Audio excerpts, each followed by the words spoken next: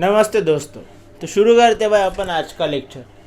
अभी पिछले कुछ दिनों से अपना चल रहा है भाई रिलीजन के ऊपर ज्ञान, ठीक है, कि रिलीजन का फ्रीडम कैसे अपने इंडिया में, how we exercise our freedom, what provisions we have regarding our liberty for the freedom, equality for the freedom, which are the provisions regarding the religious institutions, educational institutions. नहीं, educational institutions तो भाई अपन इस article में देखेंगे। तो शुरू कर लेते हैं अपन अपना आर्टिकल 28। तो आर्टिकल 28 में अपने को यह बताया जाता है भाई कि if you want to take the religious education, तो कहाँ पे आप रिलीजियस एजुकेशन ले सकते हो, कहाँ पे आप नहीं ले सकते हो। स्टेट यानी ये कंट्री, ये गवर्नमेंट क्या आपको रिलीजियस एजुकेशन आपको दे सकता है या नहीं दे सकता है, बेस्ड ऑन विच प्रोविजंस दे सकता है, बेस्ड ऑन विच प्रोविजंस नहीं दे सकता। वही ये अपन पूरा ज्ञान भाई इस आर्टिकल 28 में देखेंगे। सो क्या होता है ना, अब the educational system in our India वैसे भी गई गुजरी है, वो तो भाई एक फॉर्मिडेबल ट्रूथ है। The truth in our society is that our educational system is completely up, समझ लो आप, ठीक है। तो ऐसा अगर अपना एजुकेशनल सिस्टम है तो मेनली टू प्रोविजंस है अपने इंडिया में, एक होता है प्राइवेट और फिर होता है भाई गवर्नमेंट वाला एजुकेशनल सिस्टम। अरे आपको पता है क्या, अभी ना from Kerala government allowed the private institutions means private universities in their state.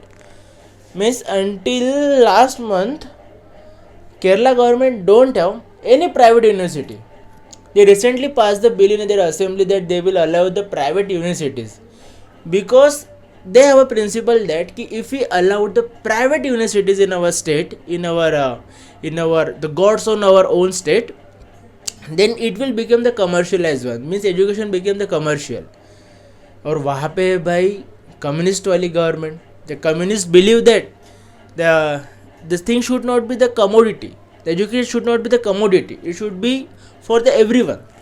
तो भाई इसीलिए ना उन्होंने कभी प्राइवेट यूनिवर्सिटी को अलाउ नहीं किया। But now they witness that their youngsters are going outward, their youngsters are means the kids and the youngsters those who are passing the 12th or the when they are doing the graduation, they are living their state, they are living to the Karnataka, they are living for the abroad, no one is studying there।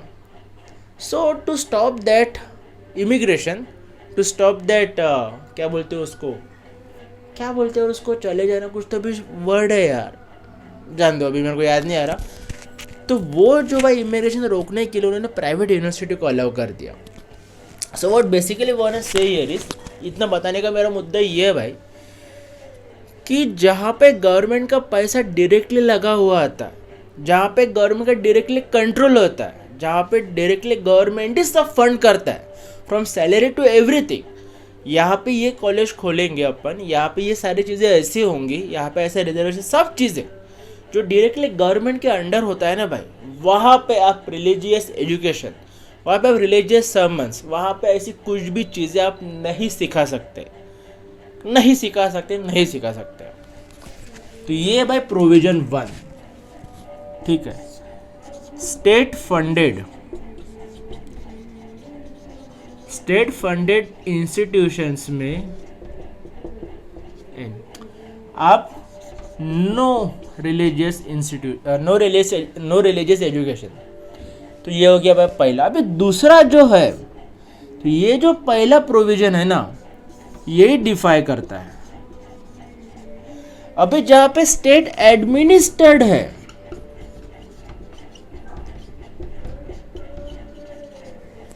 यानी ऐसे educational institution वहाँ पे religious education आप दे सकते हो, दो it is state administrated. यानी अभी ये क्या होता है मैं आपको बताता हूँ। कोई भी रिलीजियस इंस्टीट्यूशंस या रिलीजियस जो धार्मिक लोग जो होते हैं ना, वो क्या करते हैं, एक इंस्टीट्यूशन ओपन करते हैं, एक एजुकेशनल इंस्टीट्यूशन, और वहाँ पे अपने रिलीजियस टीचिंग्स देते हैं। तो with the course of time क्या हो जाता है, वो स्टेट जो होता है ना, वो रिलीजियस इंस्टीट्यूशन अपने कब्जा is very negative word here, वो ना अपने कंट्रोल में ले लेता है, just to administer that institution. तो वो आ गया भाई अभी स्टेट के अंडर। बट वहाँ पे तो भाई बेसिकली वो ओपन ही क्यों किया गया था, to teach the religious sermons, to teach the religious gyan जो भी होता है। तो बेसिकली स्टेट के अंदर आने के बाद वहाँ पे ना आप क्योंकि वो पहले तो रिलीजियस इंस्टीट्यूशन ही ओपन हुआ था ना, तो वहाँ पे आप रिलीजियस एजुकेशन ज्ञान दे सकते हो। यानी इसकी जो मोस्ट प्रिलिमिनरी रिक्वायरमेंट ही यही है भाई कि वो ना पहले रिलीजियस इंस्टीट्यूशन ही रहने को ना। ठीक है भाई, स्टेट के कंट्रोल में आ गया, स्टेट एडमिनिस्ट्रेट कर रहा, तब कुछ प्रॉब्लम नहीं, पर वहाँ पे रिलीजियस ज्ञान दे सकते हो, क्योंकि ऑन फर्स्ट प्लेस वो ओपन ही, वो एस्टेब्लिश ही इसीलिए हुआ था कि अपने को वहाँ पे रिलीजियस ज्ञान ही देना है। अभी जैसे कि मदरसास जो होते हैं, भाई मदरसास की ओपनिंग ही इसलिए होती है ना बाकी, वहाँ पे वो यानी इस्लाम का जो भी उनकी टीचिंग्स है वही वहाँ पे सिखाएंगे। तो वहाँ पे अगर स्टेट ने एडमिनिस्टर भी कर दिया, स्टेट तो भाई वहाँ पे फंडिंग भी देता है। अभी 2023-24 में 174 करोड़ दिए थे। कर्नाटका में बिल पास हुआ कि हम भाई 100 करोड़ वक्फ प्रॉपर्टीज़ के लिए देंगे, मदरसास के लिए देंगे। तो ऐसे बहुत सारी स्कीम्स भी होती है। तो वो तो गवर्नमेंट फंडेड स्कीम्स है ना भाई, गवर्नमेंट ही वहाँ पे पैसा दे रहा है और वहाँ पे इस्लामिक रिलीजियस एजुकेशन ही दे रहे हैं।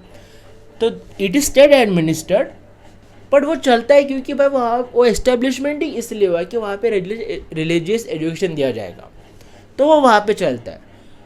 बट ऐसे कुछ कॉलेजेस जो स्टेट ने ही ओपन किए, जैसे कि IITs हो गए, एम्स हो गए, वहाँ पे नहीं हो सकता भाई। अभी तीसरा होता है ऐसे एजुकेशनल इंस्टीट्यूशन जो कि प्राइवेट है, यानी दो it is a private one, but वहाँ की जो सैलरी है, वहाँ की जो स्टाफ है, उसका अगर पैसा यानी गवर्नमेंट एडेड होगा, but it is open in a private way. जैसे कि अभी आप पकड़ लो कौन से वो बड़े बड़े MIT यूनिवर्सिटी पकड़ लो भाई आप लोग, ठीक है, वो डीम्ड यूनिवर्सिटी है, वहाँ पे ना रिलीजियस आप सम मंथ्स रिलीजियस एजुकेशन दे सकते हो, बट वहाँ पे ना भाई पेरेंट्स की सम्मति की, पेरेंट्स की जो एक परमिशन होती है ना, उसकी ज़रूरत होती है, तभी आप वहाँ पे भाई रिलीजियस ज्ञान दे के वो ले सकते हो। वो ना भाई सर्टेन स्टूडेंट के ऊपर डिपेंड करता है कि मेरे को लेना है या नहीं लेना है, और पेरेंट्स की परमिशन ज़रूरत होती है। वो होता है भाई तीसरा in the private university, private colleges, जो भी एक प्राइवेट एजुकेशनल इंस्टीट्यूशन होगा, वहाँ पे ना पेरेंट्स की सम्मति ज़रूरत होती है भाई, तभी वो वहाँ पे रिलीजियस ज्ञान दिया जाएगा, लिया जाएगा, जो भी है। तो इस तरह से चलता है भाई अपने इंडिया में एजुकेशनल जो religious educational institution. Means basically यहाँ पे इन नटशेल में पॉइंट ये है कि we can have a religious education in our country, but solely state funded, जो स्टेट ने ही पूरे एस्टेब्लिश किए जो एजुकेशनल इंस्टीट्यूशन, वहाँ पे रिलीजियस एजुकेशन नहीं दिया जाएगा। क्योंकि भाई स्टेट को ना कोई भी एक सर्टन रिलीजन को प्रोपागेट नहीं करना, प्रमोट नहीं करना। नाउ अगर आपको क्वेश्चन आ रहा होगा भाई कि अगर हिंदुज़म के ऊपर 2 आप लेक्चर रखो, और फिर इस्लाम के ऊपर 2 रखो, फिर जैनिज़्म के ऊपर 2 रखो, और सब रिलीजन का इक्वली ज्ञान दो, तो वैसा नहीं होता। एक्चुअली वो जो है ना वो थियोलॉजी में जाता है। मीन्स वो भी एक केस हुई थी भाई 2002 में, अभी मैं नाम भूल रहा हूँ, वहाँ पर उन्होंने बोला कि भाई ये जो फिलोसॉफी ऑफ एन रिलीजन का सिखा रहे हो, वो तो फिर आर्टिकल 28 वहाँ पे वो यानी वॉयलेट हो रहा है।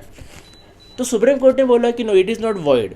वो ना भाई आप थियोलॉजी का ज्ञान तो दे ही सकते हो, इवन द ज्योतिषी का जो ज्ञान है वो भी भाई एक स्पेशली हिंदुइज्म में प्रमोट कर रहे हो, उसके अंडर नहीं आता है। तो ये सारी चीज़ें भाई अपन इस आर्टिकल 28 के अंडर देखें कि जो एजुकेशनल इंस्टीट्यूशन रिलीजियस एजुकेशन देने के लिए ही एस्टेब्लिश हुए हैं, अगर वो स्टेट एडमिनिस्ट्रेशन के अंडर आते हैं बाद में, तो वहाँ पे रिलीजियस ज्ञान दे सकते हो, रिलीजियस एजुकेशन दे सकते हो। बट ऐसे कुछ इंस्टीट्यूशन जो होली स्टेट ही फंडेड है, स्टेट ने ही एस्टेब्लिश किया, IITs, NITs, वॉट जो भी, अभी जैसे कि JNU, वहाँ पे आप रिलीजियस एजुकेशन नहीं दे सकते।